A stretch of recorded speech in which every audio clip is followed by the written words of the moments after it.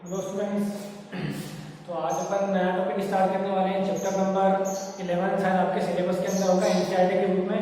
ठीक है, चैप्टर का नाम है कोनिक सेक्शन, इंग्लिश में कोनिक सेक्शन या हिंदी में बोले तो उसका नाम है शंकु परिच्छेद। ठीक है, तो आपको इसके बारे में पढ़ना है कि शंकु परिच्छेद होता क्या है, कोनिक सेक्शन चीज क्या है। ठीक है, जब आपके पास जैसे कि नाम है इस चैप्टर का कोनिक सेक्शन या शंकु परिच्छेद, तो जो अपन ने कोन के बारे में पहले से अपने पढ़ा टेंथ में। ठीक है, अपन कोन के बारे में बहुत सारी चीज जानते हैं, शंकु के बारे में बहुत सारी चीजें पहले से जानते हैं कि शंकु होता क्या है।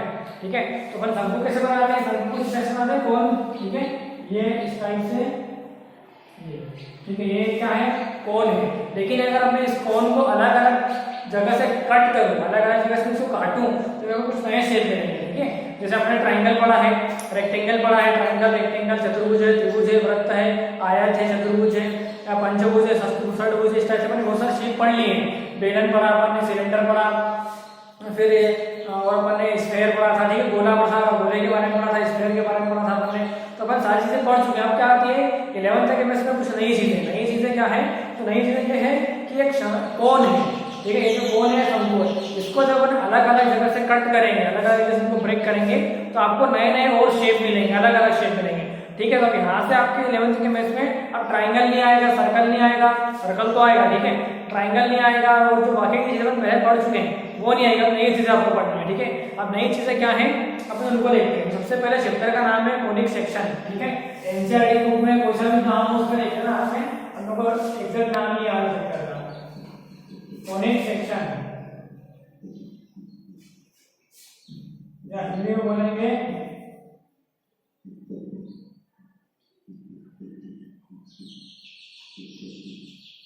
शंकु परिच्छेद। ठीक है, शंकु परिच्छेद मतलब अपना अगर मैं इस कोन को काट दूं, इस कोन को अलग अलग जगह से काट दूं, तो मेरे को अलग अलग नए नए क्या मिलेंगे, शेप मिलेंगे। तो अपन को उसके बारे में पढ़ना है। ठीक है, तो अपन देखते हैं 4 तरह की चीजें मिलेंगी अपन को। ठीक है, 4 तरह की चीजें मिलेगी, और 4 तरह की चीजें क्या है। तो पहले अपन थोड़ा कोन बनाते हैं। कोन कैसे बनेगा, देखो ये कोन, इसको ध्यान से देखना आपने।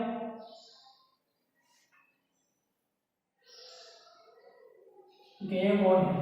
ठीक है, अब देखो अगर मैं आपको यहाँ से काटूं, इसको थोड़ा इमेजिन करो कि जब आइसक्रीम का अगर कोन होता है ना, उसके साथ इमेजिन करो कि कोन है एकदम गोल। ठीक है, राउंडेड। अब थोड़ा सा इमेजिन करना आपने, यहाँ पे थोड़ा सा इमेजिनेशन का काम है, क्योंकि 3D शेप है। ठीक है, ये त्रिविमी ज्यामिति का चल रहा है, 3D शेप है, बट मैं यहाँ पे क्या बोर्ड बता रहा हूँ, तो बोर्ड आपके साथ पूरा घूमेगा, दिखेगा नहीं आपको। ठीक है, तो अगर मैं क्या करूँ, शंकु परिच्छेद करूँ, ये शंकु है। ठीक है, ये कोन है। अब अगर मैं उसका सेक्शन करना है, तो पहले ये सेक्शन करा देखो, मैं इस कोन को ऐसे कट करूँ, कैसे, ऐसे अगर कट करूँ 90 डिग्री एंगल पे, जब मैं इसको ऐसे कट करूंगा तो आपको यहाँ से क्या दिखेगा, इसका मुंह सर्कल जैसा दिखेगा। ठीक है, जैसे इमेजिन करो ये मार्कर है। ठीक है, ये मार्कर की केप है, तो यहाँ पे आपको क्या दिख रहा है इसके अंदर, ठीक है, यहाँ से। लेकिन अगर इसको मैं ऐसा दिखाऊं, आपको कभी काट दूं यहाँ से, तो आपको सर्कल के जैसा दिखेगा। ठीक है, ये आपको सर्कल के जैसा लगेगा यहाँ से, देखो आपको यहाँ पे सर्कल जैसा लग रहा है। तो अगर मैं इसको और काटूं यहाँ से, तो जो नया शेप आएगा वो भी कैसा आएगा, सर्कल जैसे ही दिखेगा आपको। ठीक है, इस कोन के अंदर। तो वैसे थोड़ा सा इमेजिन करो, अगर आप आइसक्रीम वाली कोन को बीच में से कट करते हो, तो आपको क्या मिलेगा, सर्कल जैसा दिखेगा। कहाँ पे दिखेगा, यहाँ पे इस जगह पे ऐसा। ठीक है, तो जब अपन 90 डिग्री एंगल से शंकु को काटेंगे, परिच्छेद करेंगे, तो अपन को क्या मिलेगा, एक वृत्त मिलेगा, एक सर्कल मिलेगा। ठीक है, जैसे अपन घर पे क्या लेकर आए, मान लो अपन गिलकी की सब्जी है, रोटी की सब्जी, तो सब्जी किस टाइप से होती है, इस टाइप से होती है। ठीक है, जब हम उसको काट कर ऐसे काटते हैं, चिप्स करते हैं उसको, तो चिप्स किस फॉर्म में निकलती है, सर्कल में फॉर्म में निकलती है। जैसे अपन ककड़ी यूज करते हैं, तो उसको काटते तो क्या बनते हैं, सर्कल जैसा दिखता है आपको सामने से। ठीक है, तो वैसे ही इसको इमेजिन करो, उसको काट के आप देखोगे ऊपर से, यहाँ से देखोगे ऐसे, ये जो पार्ट मिलेगा कैसे देगा आपको, इस तरह दिखेगा, सर्कल फॉर्म में दिखेगा। ठीक है, ये क्या है, मैं इसको बनाता हूँ सही से, ये बनेगा आपको ऐसा सर्कुलर फॉर्म में। ठीक है, ये जो एरिया है इसको हम क्या बोलेंगे, सर्कल बोलेंगे, सर्कल, या फिर हिंदी में बोलेंगे वृत्त। ठीक है, जब अपन शंकु को एकदम से 90 डिग्री एंगल पे काट रहे हैं तब। ठीक है, तो पहली चीज तो ये हो गया। एक चीज और देखो, एक चीज क्या है, अगर मैं इस कोन को ऐसा काटूं, ऐसे काटूं, ध्यान से समझना, ऐसे काटूं, तिरछे थोड़ा किसी एंगल पे ऐसे और ऐसे काटूं, तो उस कंडीशन में आपको कैसा दिखेगा, यहाँ पे जो कटा हुआ पार्ट दिखेगा वो ऐसा पार्ट दिखेगा। ठीक है, आप थोड़ा सा इमेजिन करो, आपके पास क्या है, एक सब्जी है, एक क्या लोही ककड़ी है, उसको ककड़ी को भी ऐसे काटना है, ये ककड़ी इस टाइप से दिखे, इसको भी आपने ऐसे काटना है, इस टाइप से, तो आपको यहाँ पे क्या दिखेगा, ऐसा दिखेगा। ठीक है। थोड़ा सा इमेजिन करो, थोड़ा सा काट के देखना है आपने, ठीक है। आपको थोड़ा सा हिसाब बनता हुआ दिखेगा, इसका ऐसे बनता हुआ। तो ये सर्कल नहीं है, ठीक है, ये सर्कल है, मैंने सर्कल जैसा बनाने की कोशिश की, बना नहीं है, लेकिन ये सर्कल है। तो यहाँ पे जो बनेगा ना, यहाँ पे वो कैसा बनेगा, एकदम ऐसा बनेगा, ऐसा और ऐसा। ये थोड़ा सर्कुलर फॉर्म में बनाता हूँ मैं इसको, ऐसा कर लेता हूँ, ठीक है। ये सर्कुलर के फॉर्म में लिखेगा और ये लिखेगा इस फॉर्म में। तो ये इसको बोलते हैं अपन क्या, दीर्घवृत्त, इसको बोलते हैं दीर्घवृत्त या एलिप्स, जिसको अपन अंडाकार बोलते हैं, ठीक है। गोल नहीं, गोल तो ऐसा हो जाएगा, ठीक है, यहाँ पे गोल ऐसा होगा, ये कैसा लिखेगा, वो कटने के बाद में ऐसा दिखेगा, ठीक है। कभी काट के देखा, तिरछी काट के देखा, कोई सब्जी को, तो आपको ऐसा शेप बनता हुआ दिखेगा। इसको बोलते हैं क्या, अंडाकार, या इसको हिंदी में बोलते हैं दीर्घवृत्त। ये है, ये हो जाएगा सर्कल, ठीक है, ये हो जाएगा एलिप्स, इंग्लिश में बोलते हैं इसको एलिप्स और हिंदी में बोलते हैं दीर्घवृत्त। अपन इनके बारे में पढ़ने वाले हैं, ट्रायंगल के बारे में पढ़ लिया अपने, रेक्टेंगल पढ़ लिए हैं, तो अपने बहुत सारी चीजें और पढ़ी, स्क्वायर पढ़ा, वर्ग पढ़ा, वृत्त पढ़ा। अब है कुछ नई चीजें, तो वृत्त तो है, लेकिन ये नई चीज आपके लिए क्या, एलिप्स, इसको बोलते हैं इंग्लिश में बोलते हैं एलिप्स और हिंदी में बोलते हैं दीर्घवृत्त। अब दो चीजें और आती है, ठीक है। अब दो चीजें जो आती है मैं आपको अलग डायग्राम से तो समझाता हूँ, तो यहाँ ज्यादा हो जाएगा, थोड़ा सा अलग देखो डायग्राम को, ठीक है। ये सेम कोनिक सेक्शन ऐसा, देखो इसको, ये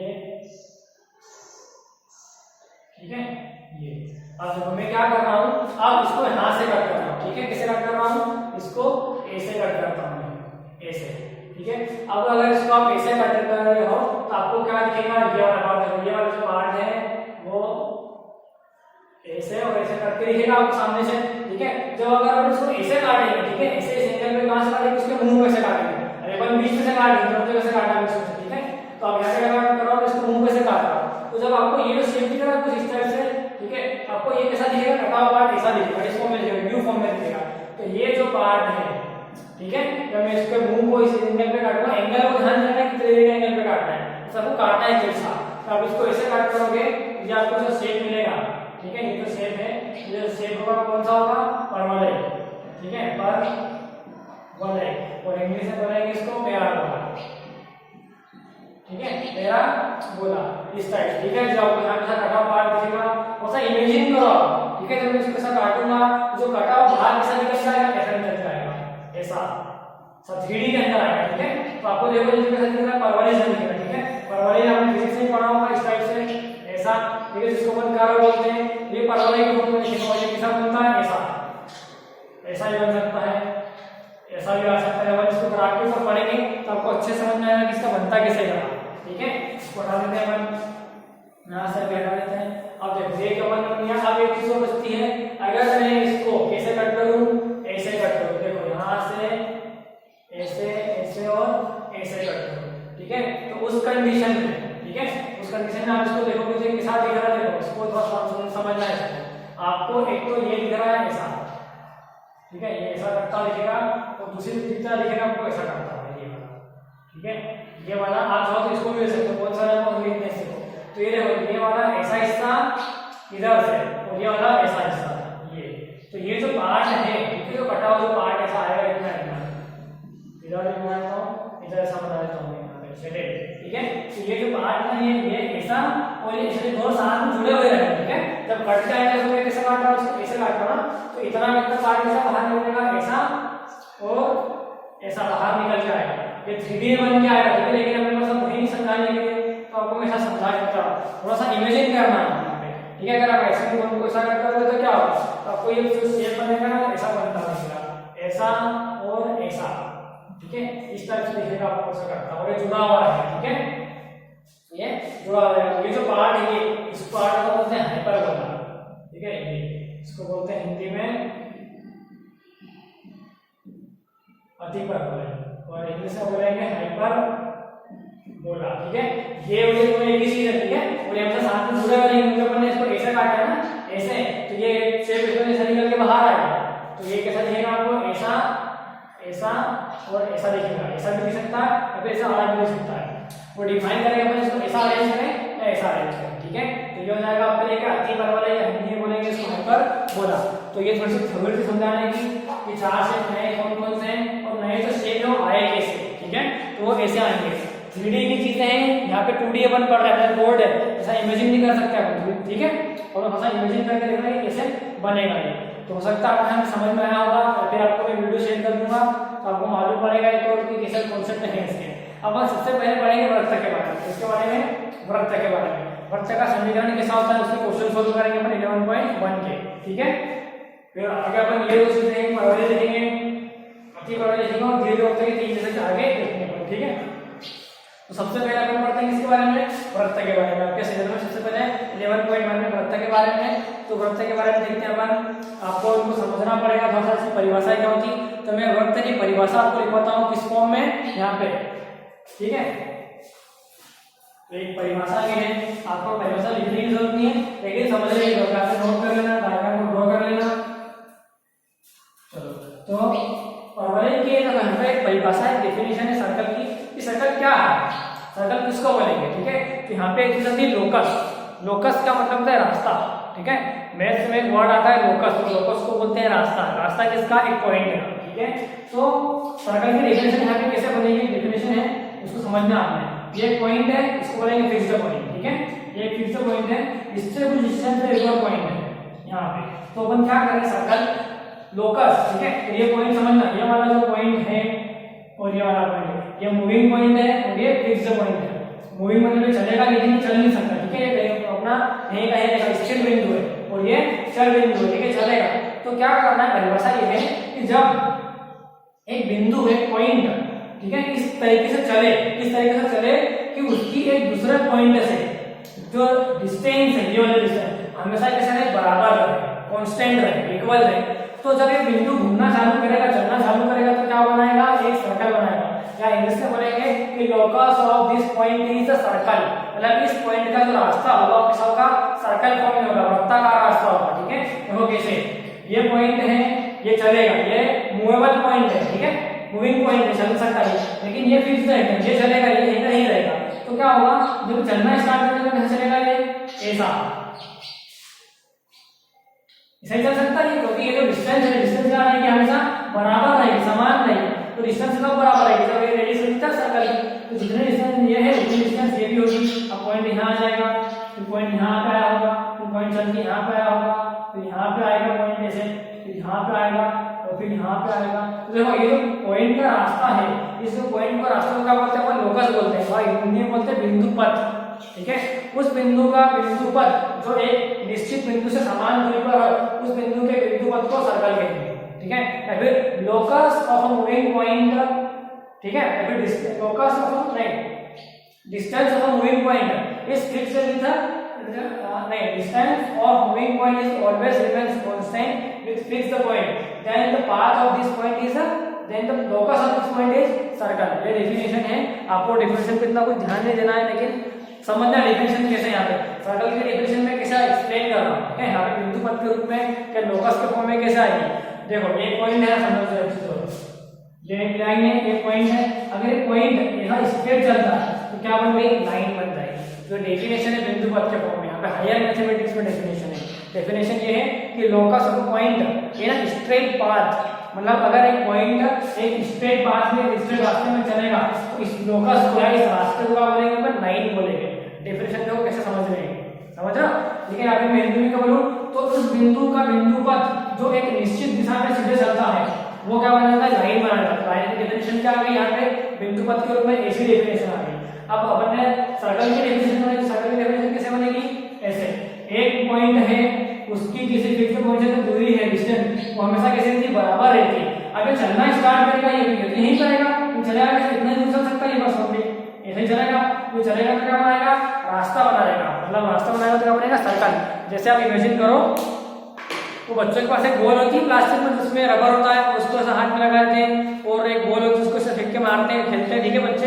अगर आप उसको ऐसा घुमाओगे, ठीक है, किसी भी धागे में चीज को बांधना, धागे में जिसको बांध के इधर उसके ऊपर कोई बॉल लगाना और यहाँ से पकड़ के ऐसा घुमाओगे, जो बॉल है आपको किसी बॉल ऐसे घूमेगी इस टाइप से, तो बॉल आपको कैसे दिखेगी, सर्कल जैसी दिखेगी, सर्कल बनाते दिखेगी। अपन ऐसे घुमाएंगे ना उसको इस टाइप से, तो बॉल क्या दिखेगा, सर्कल बनता हुआ दिखता है। तो वो क्या हो जाएगा, धागा जो है वो रेडियस का काम करेगा, क्योंकि धागा अपन ने मान लो 1 मीटर लंबा लिया है, धागे की डिस्टेंस चेंज थोड़ी ना होगी, वो तो फिक्स रहेगी। और मूविंग पॉइंट अपने हाथ में फिक्स रहेगा, वो हिलेगा जरूर ऐसा इतना, लेकिन आपको बनता हुआ दिखेगा, सर्कल बनता हुआ दिखेगा। ये डेफिनेशन है बिंदु पथ के रूप में या लोकस के फॉर्म में। लोकस या बिंदु पथ को बोलते हैं पॉइंट का रास्ता, बिंदु पथ, बिंदु का पथ। लोकस मतलब वे ऑफ अ पॉइंट, मतलब एक पॉइंट का रास्ता कैसा है, पॉइंट का रास्ता ऐसा है तो वो सर्कल बनाएगा। एक पॉइंट का लोकस एकदम स्ट्रेट बिंदु बनाएगा, लाइन बनाएगा। अगर एक पॉइंट ऐसा चलता है, कैसा ऐसा चलता है, तो ये क्या बनाएगा, पैराबोला बनाएगा, परवलय बनाएगा। अगर एक पॉइंट ऐसा चलता है ऐसा, तो ये क्या बनाना है, दीर्घवृत्त बनाना है। तो ये डेफिनेशन होगी लोकस के फॉर्म में हायर मैथमेटिक्स के अंदर। ठीक है, तो आपको यहाँ से बहुत कुछ समझ में आया होगा। ठीक है, अब हम सर्कल के बारे में देखते हैं, सर्कल के बारे में और क्या क्या चीजें हैं, इसके इक्वेशन देखते हैं। पहले इसकी सिंपल इक्वेशन देखेंगे, फिर इसकी जनरल इक्वेशन देखेंगे। ठीक है, तो कैसे है, तो यहाँ पे आपको समझ में आ गया होगा। सर्कल की दो इक्वेशन है अपने पास। ठीक है, एक है सिंपल इक्वेशन है और एक है जनरल इक्वेशन, स्टैंडर्ड इक्वेशन। जो सिंपल इक्वेशन है, सिंपल इक्वेशन कैसे बनेगी, ऐसे x² + y² = a²। ये सिंपल इक्वेशन है। ठीक है, ये जो सर्कल है ना, ये कहां से पास हो जा रहा है, इसका जो सेंटर है, इस सर्कल का जो सेंटर होगा वो ओरिजिन के ऊपर होगा, मूल बिंदु के ऊपर होगा। मतलब इसका डायग्राम अगर बनाएंगे तो कैसा बनाएंगे, ऐसा। ये देखो, ये होगा इसका सेंटर इस सर्कल का, और ये होगी इसकी रेडियस। ये मतलब स्वाभाविक से क्या आ जाएगी, रेडियस लगेगी, उसको ऐसे डिफाइन करके यहां पे a से डिफाइन करना है। ठीक है, तो a = कौन है, radius of circle. a² radius नहीं है, a रेडियस। ठीक है, मतलब एक स्क्वायर आया यहाँ पे, आएगा स्क्वायर, लेकिन अपन को रेडियस कौन देगा, a देगा। मतलब अगर अज्यूम करो कि इक्वेशन ऐसे है x² + y² = 9, यहाँ पे 9 है, इसका मतलब रेडियस क्या आएगी, इसकी 9 नहीं आएगी। ठीक है, 9 को ऐसा बनाना पड़ेगा इसको। 9 को क्या लिख सकते हैं, ऐसा 3 का स्क्वायर। देखो a का स्क्वायर है, यहाँ पे 3 का स्क्वायर है, तो यहाँ पे रेडियस कौन है, a है ना, तो इसका मतलब रेडियस कितनी आ जाएगी, यहाँ पे रेडियस आएगी इसकी 3, रेडियस = 3 आएगी सर्कल की रेडियस। ठीक है, जब ये इसको देखो, x² + y² क्या है, यहाँ पे 36 है। ठीक है, तो अपन 36 को क्या लिखेंगे, इसको मैं ऐसा लिख लूं, 36 को 6 का स्क्वायर, तो इसकी रेडियस कितनी आएगी, 6 आएगी, ना कि 36। ठीक है, अब तो उसका स्क्वायर भी करना पड़ेगा, इसको हमें बनाना पड़ेगा। चलो, तो ये हो जाएगी इसकी सिंपल इक्वेशन। ठीक है, सिंपल इक्वेशन कैसे है, ऐसी है। तो ये क्या आएगा, ये है a square for radius circle की त्रिज्या। ये क्या है, त्रिज्या को डिफाइन करेंगे। ठीक है, अब एक है स्टैंडर्ड इक्वेशन। स्टैंडर्ड इक्वेशन क्या होती है वो भी समझ लो, अपन नहीं समझ लेना, इकट्ठा एक ही बात है। तो देखो, एक इक्वेशन को इस फॉर्म में लिखेंगे आपको कि x² + y² + 2gx + 2fy + c = 0। तो ये जो वृत्त है ना, इसका जो सेंटर है वो मूल बिंदु पे नहीं है। इसमें हम पक्का कह सकते हैं ना, x² + y² = a²। जब भी आपको ऐसी इक्वेशन देखे तो समझ जाना कि इसका जो सेंटर है, सर्कल का जो सेंटर है वो मूल बिंदु के ऊपर है, ओरिजिन के ऊपर देखो ऐसा। ठीक है, अब ये सर्कल डायग्राम कैसा बनेगा, इसमें ये है कि जो ये जो सर्कल है इसकी जो सेंटर है वो क्या है, g और f है। g और f दोनों वो कैसा है। ठीक है, तो ये जो सर्कल होगा ना, इसका डायग्राम हो सकता है कुछ ऐसा बनता हो दिखे आपको। मान लो कि ये सर्कल यहाँ पे कहीं है और इसका पॉइंट यहाँ होगा। ठीक है, अब देखो ये जो सर्कल है ग्राफ के अंदर यहाँ पे बना हुआ, जब सर्कल ओरिजिन पे है तो उसकी इक्वेशन ऐसे बनेगी। ठीक है, तो सर्कल कहीं और जब आपको इक्वेशन ऐसी दिखे तो समझ जाना कि सर्कल का जो सेंटर है वो ओरिजिन पे नहीं है, मूल बिंदु पे नहीं, और समीकरण आपको ऐसा दिखे तो आप क्या समझ जाओगे कि ये जो सर्कल है इसका जो केंद्र है मूल बिंदु पे। और अगर आपको ऐसा दिखे तो क्या समझ जाओगे, ये जो सर्कल है इसका केंद्र मूल बिंदु पे नहीं। तो अगर आप पूछे कि इसका सेंटर क्या होगा, सर्कल का, इस सर्कल के सेंटर के कोऑर्डिनेट क्या होंगे, इस सर्कल के इस वृत्त के मूल केंद्र के निर्देशांक क्या होते हैं, निर्देशांक क्या आ जाएगा इसका 0,0। ये मूल बिंदु पे है, इसका जो केंद्र होगा वो मूल बिंदु पे है ना, उससे सेंटर पे इसका सेंटर। ठीक है, तो सेंटर के निर्देशांक से सवाल आएंगे, क्वेश्चन मिलेंगे, बताओ इस सर्कल का सेंटर कितना है, केंद्र के निर्देशांक बताओ, केंद्र के निर्देशांक आएंगे 0, 0, इसकी त्रिज्या बताओ, त्रिज्या a है। अब यहाँ पे क्वेश्चन क्या करेंगे, अब यहाँ पे त्रिज्या निकालने का सूत्र अलग है, केंद्र निकालने का सूत्र अलग है। तो केंद्र कैसे निकलेगा, देखो अगर समीकरण ऐसा है और आपको प्रश्न पूछने की इस वृत्त का केंद्र बताओ, ठीक है, सेंटर बताओ, तो सेंटर या फिर केंद्र इसका इस तरीके का इक्वेशन देकर रखिए, तो सेंटर या फिर केंद्र के निर्देशांक कैसे आएंगे, केंद्र के निशान आएंगे ऐसे माइनस जी माइनस एफ, ठीक है, माइनस जी माइनस एफ करके आएंगे, तो ये ऐसे केंद्र हो जाएंगे, ठीक है।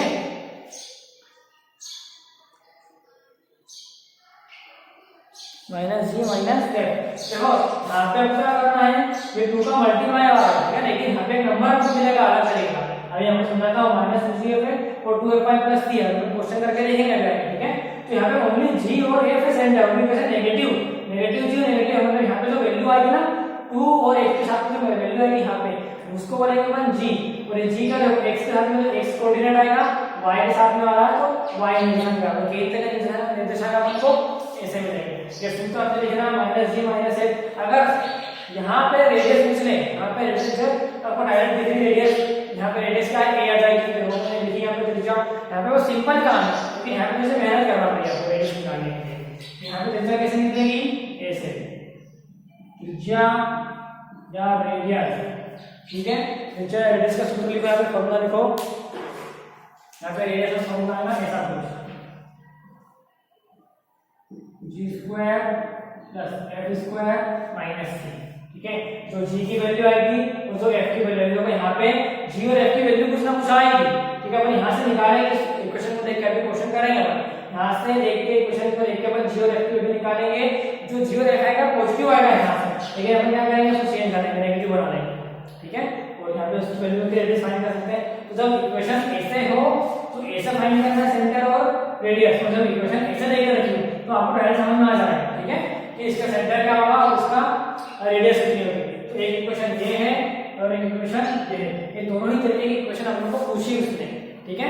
तो इस कंडीशन में सेंटर कैसे निकालेंगे और रेडियस कैसे निकालेंगे, ये समझ में आया आपको। और इस कंडीशन में अगर इक्वेशन ऐसी हो तो उसका सेंटर कैसे आएगा और उसका रेडियस कैसे आएगा, अपन ये देखेंगे। तो आपको यहाँ पे थ्योरी समझ में आ गई होगी सर्कल की, अपन इसको नोट कर लो आप। अब आपको मैं कराता हूँ क्वेश्चन, ठीक है। मैं शिवराज की बुक से क्वेश्चन करवा रहा हूँ, लेकिन आपने एनसीईआरटी में ट्राई करना। आपके पास मैंने पीडीएफ में आपको सेंड कर दूंगा, एप्लीकेशन पे डाल दूंगा आपको असाइनमेंट में, चैप्टर नंबर 11 की भी, ठीक है। चलो तो इसको हटा देता हूँ मैं और कुछ क्वेश्चन करके देखते हैं।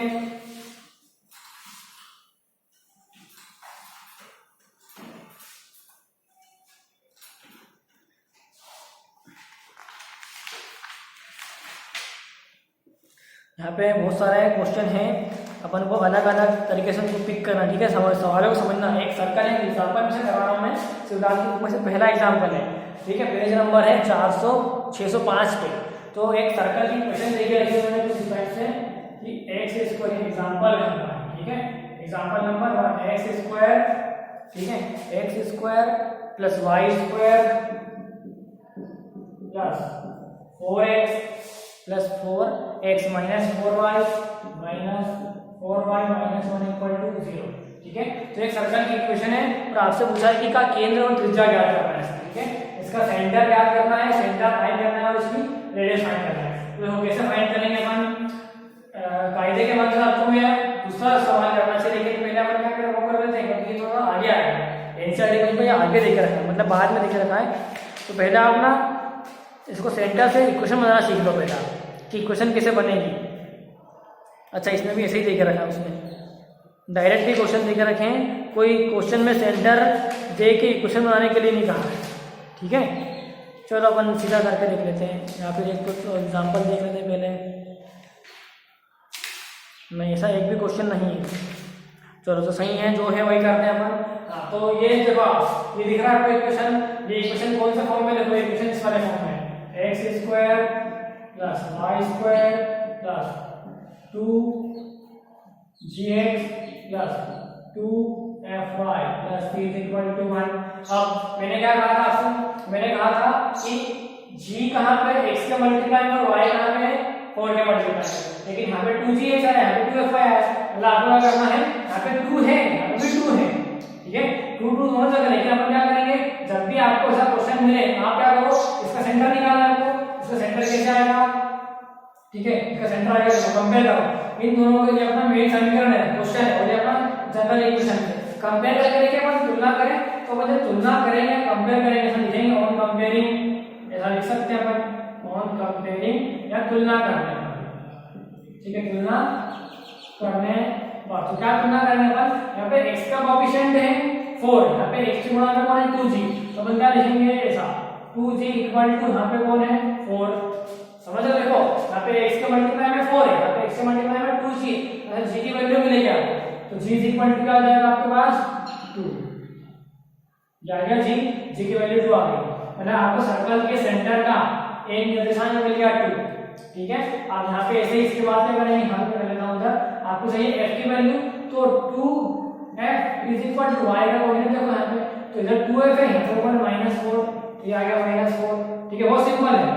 यहाँ से आपको मिलेगा f इज इक्वल टू -2 -4/2 जाएगा, तो 2 को कैंसिल कर देगा, यहाँ से f की वैल्यू क्या आ गई -2। तो ये जो कोऑर्डिनेट्स आए हैं ये g और f की वैल्यूज हैं, ठीक है। g और f का कभी केंद्र के निर्देशांक नहीं है, आप केंद्र कैसे निकालेंगे, सेंटर कैसे निकालेंगे, केंद्र या फिर लिखना वृत्त का केंद्र या फिर सेंटर, तो वो कैसे आएगा, वो ऐसे आएगा, क्या होता है निर्देशांक -g और -f, हमने फॉर्मूला ये पढ़ा है, ठीक है। तब देखो ये पॉजिटिव है तो ये नेगेटिव बन जाएगा, ये नेगेटिव है तो ये पॉजिटिव बन जाएगा, यहाँ पे क्या आएंगे केंद्र के निर्देशांक -2 -2, ठीक है। तो आपको केंद्र के निर्देशांक मिलेंगे कुछ इस टाइप से -2 एंड +2, तो ये क्या मिलेगा सर्कल का सेंटर, ठीक है। अब एक चीज ध्यान से समझो, एक चीज समझाता हूं मैं आपको, ऐसे तो मैंने आपको समझा दिया, लेकिन अगर आपको कोई क्वेश्चन ऐसे दिखे तो आप सीधे पता कर सकते हो सेंटर क्या आएगा, यहाँ पे 4 है, ठीक है, यहाँ पे भी 4 है, तो 4 का आधा 4 का सीधे करो, ये 2 लिख दिया जाएगा, 2 और 2, ये पॉजिटिव है तो ये नेगेटिव आएगा, ये नेगेटिव है तो पॉजिटिव कर देना, ठीक है। साइन चेंज करना है, बहुत सिंपल, बहुत आसान है, ठीक है। अभी तरीके से समझो, लेकिन अब बाद में जब बड़े-बड़े सवाल आएंगे तो हमें मतलब टाइम भी रहेगा, ऐसे निकालेंगे नहीं अपन, ठीक है। अपन को बहुत सारे बड़े-बड़े सवाल भी करना है इसमें, लेकिन अभी हमने सिंपल सा क्वेश्चन है कि सर्कल का सेंटर फाइंड करो, तो मैं ऐसे फाइंड करेंगे, इसको आधा करो इसको आधा करो, दोनों के चिन्ह बदल दो, दोनों साथ हैं तो मैंने 2 लिख दिया, ऐसा लिखा है 2 2 लिखा, ये 2 लिखा, ये पॉजिटिव है तो ये नेगेटिव हो जाएगा, ये नेगेटिव हो जाए पॉजिटिव में पॉजिटिव हो जाएगा, सिंपल है, ठीक है। तो देखो इसमें ओनली आपको केंद्र फाइंड करने के लिए आता है, रेडियस भी फाइंड करने के लिए आता है, रेडियस फाइंड कर लेते हैं, क्वेश्चन को पूरा कंप्लीट कर लेते हैं।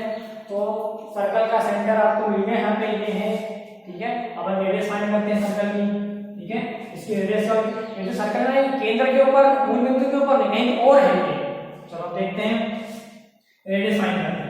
तो रेडियस या त्रिज्या ऐसा लिखना, पूरा वृत्त की त्रिज्या या रेडियस ऑफ सर्कल, हाँ, तो r इक्वल टू फॉर्मूला है रूट के अंदर g square plus f square minus c, r equal to करने में g की वैल्यू कितनी है 2, ठीक है, तो 2 का स्क्वायर, ये माइनस नहीं है तो केंद्र के निर्देशांक है, ठीक है, उनको यहां से आएंगे तो g की वैल्यू, तो 2 का स्क्वायर, ठीक है, प्लस माइनस ये प्लस का ही ना दोनों, ये माइनस है, -2 का स्क्वायर माइनस c, तो c कौन है, देखो c है -1, c की वैल्यू -1 है, तो माइनस में पुट करना पड़ेगा ऐसा, इसको हल करो तो क्या मिलेगा 4 + 4 + 1, तो रूट के अंदर क्या आएगा 9 ऐसा, तो r इक्वल क्या आ गया, r इक्वल क्या आ गया 3 आ जाएगी, तो रेडियस कितनी आ रही है इसकी 3, इसकी त्रिज्या कितनी आएगी 3 आएगी, त्रिज्या इस वृत्त के समीकरण में त्रिज्या आएगी 3, मतलब ये सारा केंद्र के जब हम नाम समझाओ केंद्र के निर्देशांक कहां होंगे, ऐसे बनेगा इसका समीकरण, ध्यान दीजिएगा कि आपको -2 तो x नेगेटिव होता है इधर, ठीक है, इधर पॉजिटिव ये पॉजिटिव दोनों पॉजिटिव है -1 -2 और इधर का आएगा +1 +2, तो सर्कल का सेंटर कहां मिलेगा, यहां मिलेगा, सर्कल ऐसा बनेगा, ठीक है, ये ओरिजिन पे नहीं बनेगा, सर्कल के निर्देशांक देखो, इसके निर्देशांक केंद्र के निर्देशांक केंद्र बनाओ, केंद्र यहां बनेगा, इधर x नेगेटिव है, इधर x पॉजिटिव है, इधर y पॉजिटिव है, तो -2, ये यहां पे सेंटर है, सर्कल यहां से, समझे, ऐसा डायग्राम बनेगा, डायग्राम नहीं बनाना है आपको। तो देखो यार सवाल आपको समझ में आया होगा, ठीक है। अब ऐसे और भी सवाल आपको मिलेंगे वहां पे, उनको ट्राई करना आपने,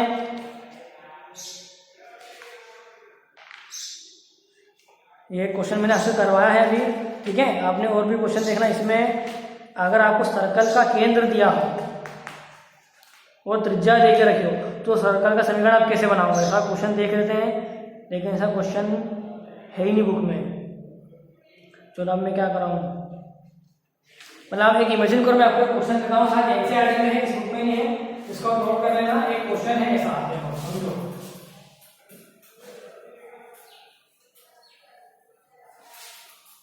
इसको नोट कर लेना, स्क्रीनशॉट ले लेना। एक क्वेश्चन आपको ऐसा मिलेगा एनसीईआरटी में कि उस वृत्त का समीकरण निकालो। उस वृत्त का समीकरण याद कीजिए जो जिसका केंद्र 3 3 है, यहाँ पे क्या लेते हैं 3 4 लेते हैं, 3 -4 लेते हैं, और इसकी रेडियस कितनी है, इसकी त्रिज्या पर ले लेते हैं कितनी 4 ले लेते हैं, ठीक है। ये सेंटर है, ठीक है, और ये सेंटर है केंद्र, और रेडियस क्या ले लेते हैं अपन 4 ले लेते हैं। तो इसका समीकरण निकालना है, ठीक है, इसका अपन समीकरण बनाना। तो कैसे समीकरण बनाओगे, देखो समीकरण कैसे बनेगा। समीकरण बनेगा, ये केंद्र देकर रखा है, सवाल एनसीईआरटी के रूप में होंगे, केंद्र के निर्देशांक देकर रखे, कोऑर्डिनेट्स ऑफ सेंटर देकर रखे, केंद्र के निर्देशांक और वृत्त की त्रिज्या दी, तो समीकरण कैसे बनाएंगे। अभी समीकरण दिया था तो अपन केंद्र के निर्देशांक और वृत्त की त्रिज्या निकाल लेते हैं। अब त्रिज्या और केंद्र सेंटर देकर रखा, तो समीकरण कैसे बनाएंगे, इक्वेशन कैसे बनाएंगे, ठीक है, उसका उल्टा जस्ट है। तो देखो इसका समीकरण बनेगा ऐसा, x - 3 स्क्वायर, अपन ऐसा बनाते हैं, देखो x square plus y square equal to a square. ये क्या है, सर्कल की इक्वेशन है।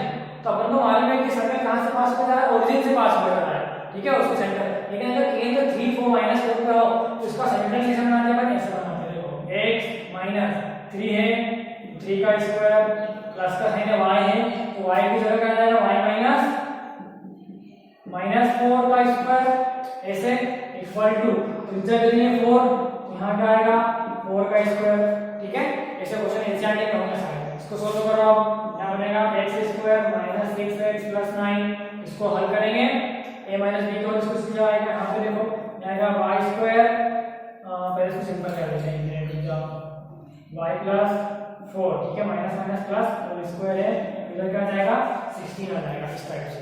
अब और देखो x² - 6x - 9 plus y² plus 8y, ठीक है, 8y प्लस 16 इक्वल टू 16, ठीक है। तो उसकी इक्वेशन कैसे बनेगी, इक्वेशन में लिखता हूँ, देखो यहाँ पे लिखता हूँ इधर x² plus y², x² y के साथ में लिखा, -6 इसको लिख देते साथ में अपन, -6x, फिर 8y प्लस का, तो क्या आ जाएगा प्लस 8y।